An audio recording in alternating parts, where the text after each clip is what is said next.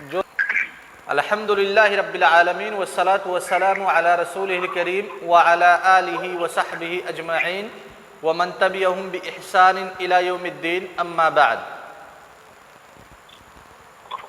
کل کے درس میں یا اس سے پہلے کے درس میں ہم نے راسمالیت، کیپٹلزم یا اشتراکیت، سوشلزم کا نظریہ اور ان کے تھیوری کو جانا تھا کہ ملکیت کے تئیں ان کی تھیوری اور ان کا نظریہ کیا ہے۔ کل کے درس میں ہم نے یہ وعدہ کیا تھا کہ انشاءاللہ آئندہ درس میں اسلام کے محاسن کو جہاں پہ اجاگر کیا جائے گا وہیں پہ اسلامی سسٹم کے عدم نفاذ کے ریزن اور سبب پہ بھی گفتگو کی جائے گی۔ ہم نے یہ جان لیا ہے کہ اسلام نے اشتراکیت کا جو نظریہ ہے اس نظریہ کو منہدم کر دیا۔ مساوات کی تھیوری اسلام نے نہیں پیش کی بلکہ عدل اور انصاف کی تھیوری پیش کی ہے۔ جو جس چیز کا مؤہل ہے، اہل ہے، اسی کے مطابق اس کی اکونومک پوزیشن بہتر ہوگی، یا اگر نااہل ہے تو پھر اس کی انکم ایک مؤہل آدمی کے برابر نہیں کی جا سکتی۔ اور جو راسمالیت نے، کیپٹلزم نے تھیوری پیش کی تھی کہ ہم سورس آف انکم میں مطلق آزاد ہیں یا پھر خرچ کرنے میں آزاد ہیں مطلق طور سے، اسلام نے اس کو بھی حرام قرار دیا اور اس نظریے کی بھی واٹ لگا دی۔ اسلام نے سورس آف انکم یعنی کمائی کے جو راستے ہیں ان میں انسان کو آزادی تو دی، ملکیت انسان کو عطا کیا، لیکن ساتھ ہی ساتھ اس ملکیت کے حصول کے لیے یا کمائی کے جو راستے ہیں اس میں آزادی جو دی گئی، اس آزادی میں کچھ قیود اور بند لگائے۔ سب سے پہلا جو فارمولہ بتلایا اسلام نے کہ آپ مال کما سکتے ہیں لیکن جو مباح اور مشروع طریقہ ہوگا انہی طریقوں سے آپ مال کما سکتے ہیں۔ اگر آپ کے مال کے کمانے کی آئیڈیالوجی سے آپ کا معاشرہ، آپ کی سوسائٹی یا دوسرے لوگ متضرر ہو رہے ہیں، ان لوگوں کا خسارہ ہو رہا ہے، نقصان ہو رہا ہے، تو گویا وہ طریقہ آپ کے لیے مشروع اور جائز نہیں ہے۔ ایسے خرچ کرنے کے بارے میں بھی اسلام نے اپنی تعلیمات لوگوں کے سامنے واضح کر دی، اور کہاں پہ مال کو خرچ کیا جائے گا اس کی ڈیٹیل اسلام نے قرآن کریم میں، نبی کریم صلی اللہ علیہ وسلم نے حدیث میں بیان کر دی۔ اسی لیے جب قرآن کریم میں ایک آیت ہے یسألونک ماذا ينفقون کہ نبی کریم صلی اللہ علیہ وسلم لوگ آپ سے سوال کرتے ہیں کیا خرچ کریں، تو اللہ تعالیٰ نے جواب دیا کہ کیا خرچ کرنا یہ اہم نہیں ہے بلکہ کہاں پہ خرچ کرنا ہے یہ زیادہ امپورٹنٹ ہے۔ اسی لیے جواب دیا قل ما انفقتم من خیر فللوالدین والاقربین، کہ جو بھی آپ خرچ کرنا چاہتے ہو تو اس خرچ کے سب سے زیادہ مستحق آپ کے والدین ہیں، آپ کے اقربین ہیں، آپ کے رشتہ دار ہیں، اور پھر مسافر ہیں، غریب ہیں، فقیر ہیں، ان ساری جگہوں پہ آپ اپنے مال کو خرچ کیجئے۔ یعنی جو مشروع طریقہ ہے خرچ کرنے سے سوسائٹی کا فائدہ ہو، سماج کا فائدہ ہو۔ جب یہ اسلامک سسٹم اتنا بہتر ہے، اتنا اچھا ہے، تو سوال یہ پیدا ہوتا ہے کہ دنیا میں راسمالیت کا آج بول بالا کیوں ہے؟ یا تو راسمالیت یعنی کیپٹلزم ہے یا تو اشتراکیت یعنی سوشلزم ہے۔ آخر اسلام کا اقتصادی نظام کہاں پہ لاگو کیا جا رہا ہے؟ اگر لاگو نہیں کیا جا رہا ہے تو اس کے اسباب کیا ہیں؟ اسلام کا جو اقتصادی نظام ہے وہ بہت ہی بہتر نظام ہے، اس سے بہتر کوئی نظام دنیا میں اقتصاد کا آ نہیں سکتا۔ اس کی سب سے مین وجہ یہ ہے کہ اسلام کا اقتصادی نظام اس ذات نے بنایا ہے جو انسان کے ہر ایک فکر سے واقف ہے، ہر ایک حالت سے واقف ہے، مکمل واقفیت رکھتی ہے۔ وہ ذات اللہ تبارک و تعالیٰ کی ذات ہے، یہاں تک کہ ہمارے بارے میں ہم سے زیادہ اللہ تبارک و تعالیٰ کو پتہ ہے کہ کس چیز میں ہمارا فائدہ ہے، کس چیز میں ہمارا نقصان ہے۔ اسلامی اقتصادی نظام کو شریعت نے بنایا، اللہ تبارک و تعالیٰ نے نازل کیا ہے، اور اس کے بالمقابل جو بھی اقتصادی نظام یا اکونومک سسٹم چلتے ہیں یہ انسانوں کے بنائے ہوئے ہیں۔ لہذا اللہ تبارک و تعالیٰ کا بنایا ہوا قانون، انسانوں کے بنائے ہوئے قانون، دونوں میں کوئی مقابلہ، کوئی کمپریزن، کوئی موازنہ نہیں کیا جا سکتا۔ انسانوں کا بنایا ہوا قانون اللہ تبارک و تعالیٰ کے بنائے ہوئے قانون کے کبھی نہ مماثل ہو سکتا ہے نہ مشابہ ہو سکتا ہے، اور اگر افضل کی بات کہیں گے کہ انسان کا بنایا ہوا قانون یہ افضل ہے تو یہ سراسر شریعت کی نظر میں کفر ہے۔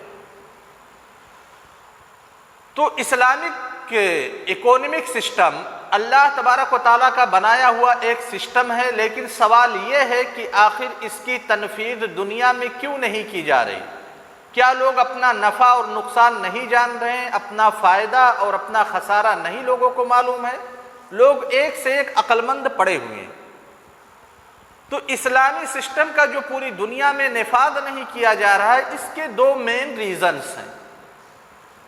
پہلا ریزن ہے احساس کمتری کا، اور دوسرا ریزن ہے عداوت۔ احساس کمتری یعنی اسلام کے ماننے والوں نے، مسلمان ہمیشہ احساس کمتری کا شکار ہوتا ہے۔ وہ یہ سمجھتے ہیں، عموماً جو مسلمان ہیں، اکثر لوگ یہی تصور کیا جاتا ہے کہ جو اسلامک اکونومک سسٹم ہے یہ قدیم سسٹم ہے، زمانے جاہلیت کا سسٹم ہے، 1400 سال پہلے کا سسٹم ہے۔ دنیا روز بروز ترقی کرتی جا رہی ہے، روز نئے نئے آئیڈیالوجی کا وجود ہوتا ہے، نئے نئے نظریات آتے ہیں، نئے نئے مسائل آتے ہیں۔ لہذا اس قدیم سسٹم کو آج کے اس جدید دور میں، ٹیکنالوجی کے دور میں پیش کرنا، گویا کہ لوگوں کو دعوت دینا ہے کہ لوگ ہمیں بیوقوف اور احمق کے نام سے پکاریں۔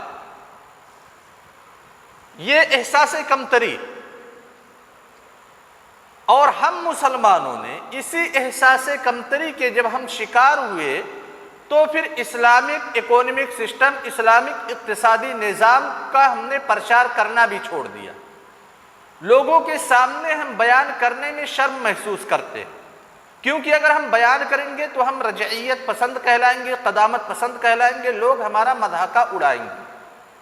یہ ہماری کمی ہے۔ ہم اگر اسلامک سسٹم کو 1400 سال پہلے والے طرز پہ پیش نہ کر کے جدید طرز پہ پیش کرتے تو یقیناً دنیا اس کو ایکسپٹ کرتی، دنیا اس کو قبول کرتی۔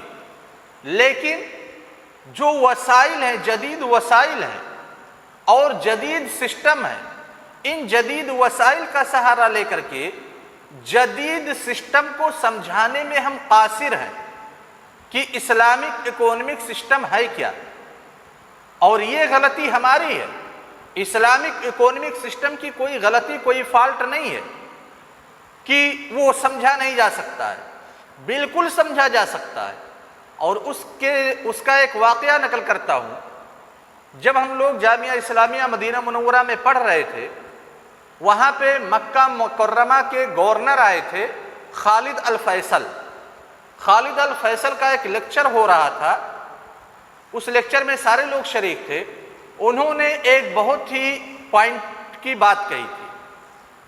وہ بات یہ تھی کہ جو لوگ کہتے ہیں کہ اسلام ترقی کی راہ میں رکاوٹ ہے، یا جو لوگ یہ کہتے ہیں کہ اسلام کو ماننا گویا ترقی کے ہر وسائل سے دور ہونا ہے، کہتے ہیں کہ ان لوگوں کا نظریہ بالکل غلط ہے، اور اس نظریے کی تردید بذات خود سعودیہ عربیہ کر رہا ہے۔ سعودیہ عربیہ مکمل طور پہ اسلامک سسٹم کا فالو کر رہا ہے، اور سعودیہ عربیہ ترقی کی راہ میں کسی بھی ملک سے پیچھے نہیں ہے، بلکہ جو ممالک ترقی کر چکے ہیں انہی ممالک میں سے ایک ہے۔ کیوں؟ کیونکہ سعودیہ عربیہ مکمل طور سے اسلامک سسٹم کا فالو کر رہا ہے۔ تو غلطی ہم لوگوں کی ہے کہ ہم اسلامک سسٹم کو جدید وسائل کا سہارا لے کر کے جو جدید افکار و نظریات ہیں ان جدید افکار و نظریات کے سامنے اسلامک سسٹم کو ہم پیش نہیں کر پا رہے ہیں. یہ ہماری کمی ہے، پہلا ریزن. دوسرا ریزن عداوت. اللہ تعالیٰ نے قرآن کریم میں اس حقیقت کو واضح کیا ہے کہ مال کی عداوت، عزت کی عداوت، نفس کی عداوت، شہرت کی عداوت، ان ساری عداوتوں سے بڑھ کر کے دین کی عداوت ہے. دین کی عداوت سب سے بڑی دشمنی، اس سے بڑی دشمنی کوئی نہیں ہو سکتی. اسی لیے اللہ تعالیٰ نے واضح کیا کہ اگر یہود و نصارہ سے تم اس چیز کی تمنا رکھتے ہو کہ یہ تمہارے دین کو فالو کر لیں گے یا تم سے خوش ہو جائیں گے، عداوت یہ چھوڑ دیں گے، تو اللہ تعالیٰ نے فرمایا وَلَن تَرْضَ عَنْكَ الْيَهُودُ وَالنَّصَارَى حَتَّى تَتَّبِعَ مِلَّتَهُمْ، کہ جب تک آپ ان کے دین میں داخل نہیں ہو جائیں گے تب تک ان کی عداوت ختم نہیں ہو سکتی. لہذا جو اس دنیا میں سسٹم یا جن پہ دنیا کا ابھی کنٹرول ہے انسانوں میں سے، جیسے اشتراکیت کا سسٹم اور پھر راسمالیت کا سسٹم، یہ دونوں چاہ کر کے بھی اسلامی سسٹم کی ترویج اور اسلامک سسٹم کا پرچار نہیں کر سکتے. کیوں؟ کیونکہ ان کو اسلام اور مسلمانوں سے سخت عداوت ہے. اشتراکیت کے ماننے والوں کا مذہب اسلام کے مخالف مذہب ہے، راسمالیت کے ماننے والوں کا مذہب اسلام کے مخالف مذہب ہے. لہذا یہ اسلام مذہب کو قبول نہیں کر سکتے. اب یہاں پہ ایک سوال اور پیدا ہوتا ہے کہ آخر ہو سکتا ہے کہ راسمالیت اشتراکیت کو قبول کر لے، یا بہت سارے لوگ کہتے ہیں کہ ہماری مندر ہے، ہم جیسے مسجد بنانے سے نہیں روکتے، چرچ بنانے سے نہیں روکتے، تو ویسے مسلمان بھی ہمیں مندر بنانے سے نہ روکے، چرچ بنانے سے نہ روکے. یعنی کہ ہم مسلمانوں کو قبول کرتے ہیں، ہم اسلام کو بھی مانتے ہیں، اسلام کے کلمہ کو بھی پڑھیں گے، ہم نماز بھی پڑھیں گے اور اپنے مندر میں بھی جا کر کے گھنٹا بجائیں گے، اپنے چرچ میں جا کر کے موم بتی جلائیں گے. ہم یہ مان رہے ہیں، تو پھر مسلمان کیوں نہیں مانتا ہے کہ مسجد میں بھی جا کر کے عبادت کرے اور مندر میں بھی جا کر کے پوجا کرے؟ یعنی اگر اقتصادی سسٹم سے بات کیا جائے تو چلو راسمالیت کہہ دے کہ ہم ملکیت کا تصور اسلام سے لیتے ہیں، بھائی اسلام کا فالو کرتے ہیں کہ اسلام ایک انسان کو مال کا مالک بناتا ہے، ہم اس سسٹم کو فالو کرتے ہیں. اشتراکیت کہہ دے کہ اسلام نے جو برابری لوگوں کو دی ہے ہم اس برابری کا فالو کرتے ہیں، لہذا ہمارے سسٹم کا بھی اسلام فالو کرے. راسمالیت یہ کہتے کہ جو ہم نے آزادی دی ہے، مطلق حریت دی ہے، مطلق حریت اسلام بھی دے. تو جب مطلق حریت کی بات آتی ہے تو نہ اسلام تیار ہوتا ہے نہ مسلمان تیار ہوتے ہیں. ایسا کیوں ہے؟ ہاں شباب، دراصل اس کی وجہ یہ ہے کہ اسلام نے ایک نظریہ قائم کیا. وہ نظریہ یہ ہے کہ خبیث کو طیب سے الگ کر دینا. یعنی ایک گندا چیز ہے، اس گندے چیز کو گندا کہنا یہ انسان کا حق ہے اور وہی حق بات ہے. ایک اچھی چیز کو اچھا تصور کرنا، اچھا کہنا یہ انسان کے لیے ضروری ہے اور وہی حق ہے. ایک اچھی چیز ایک بری چیز کے مساوی اور مشابہ نہیں ہو سکتی. ایک آدمی یہ مرد ہے، اس مرد کو مرد کہا جائے گا. ایک عورت ہے، اسے عورت کہا جائے گا. اسلام نے کبھی یہ تھیوری نہیں پیش کی کہ حسب مصلحت آپ ایک مرد کو ایک عورت تصور کر لیں، کوئی قباحت نہیں ہے، اور ایک عورت کو ایک مرد تصور کر لیں، کوئی قباحت نہیں ہے. نا، جو حقائق ہیں وہ حقائق موجود رہیں گے. یعنی جیو اور جینے دو کے فارمولے پہ اسلام قطعاً عمل نہیں کرتا. اسلام تو اس چیز کی طرف دعوت دیتا ہے کہ جو چیز اچھی ہے، وہ ہمارے لیے بھی اچھی ہے، آپ کے لیے بھی اچھی ہونی چاہیے۔ سمجھ گئے شباب؟ اسی لیے جو سسٹم اسلام نے بنایا اقتصاد کا، اس اقتصاد کے سسٹم میں پوری دنیا کی فلاح و بہبود ہے، پوری دنیا کے لیے کامیابی ہے، کسی ایک انسان کے لیے نہیں، پورے سماج اور پوری سوسائٹی کے لیے۔ لہذا اگر آپ چاہتے ہیں کہ پورا سماج اور پوری سوسائٹی، پورا معاشرہ کامیاب ہو، تو پھر اسلامک سسٹم کا آپ فالو کیجیے۔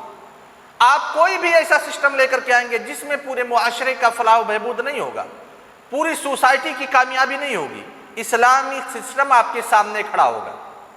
یہ نہیں کہے گا کہ ٹھیک ہے بھائی آپ کی کچھ چیزوں کو قبول کر لیتے ہیں، آپ ہماری کچھ چیز کو قبول کر لیجئے، ایسا ممکن نہیں۔